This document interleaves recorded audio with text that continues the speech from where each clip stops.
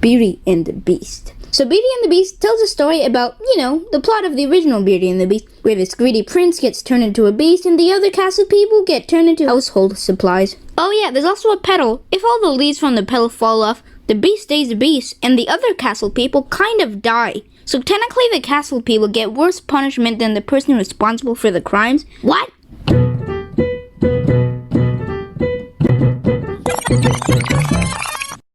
Hello there, I'm the Happy Stormtrooper Face. I upload movie reviews, Star Wars talks, rankings, and skits. For more videos like this, don't forget to like, subscribe, and share with your friends. Without further ado, let's get started with some of the positives. First off, I like Luke Evans' portrayal as Gaston. I found his facial expressions were funny, even though it's like the same thing throughout the whole movie. He is very over the top, but he still retains transporting us into his character without us being like, that's Luke Evans. Instead, I say, that's Gaston. That being said, I do have a few flaws with this movie. First off, I don't find the visual aesthetics really support what is being told. There's a market scene at the start of the movie where the townspeople are singing about how much he stands out and everything. In the original, what it did so well was tell us that Belle stands out since she's the only bookworm in town. It also shows it to us as well.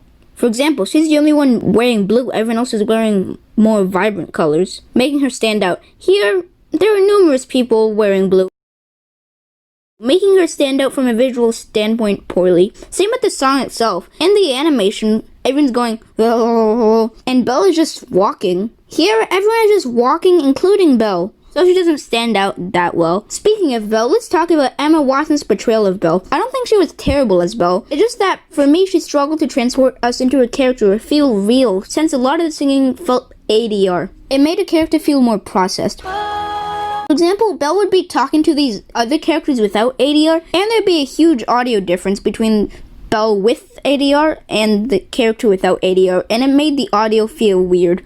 Now let's talk a bit about the Beast. Sadly, I find the CGI in him was very average. In night scenes where it was harder to see his facial expressions in CGI, that was okay since you couldn't see much of his face, but in very sunny scenes, it looked pretty fake since you saw more of his face. I also find this movie didn't capture the heart of the previous movie as well with the Beast's arc. For example, early on in the animated movie when Belle is crying, you could see the expression and guilt on the Beast's face. Here, he doesn't have that heart. In the animated one, you see little hints that the Beast still does have a heart and is slowly going back to the good side. Slowly you get little hints, so the arc doesn't feel out of nowhere in the third act.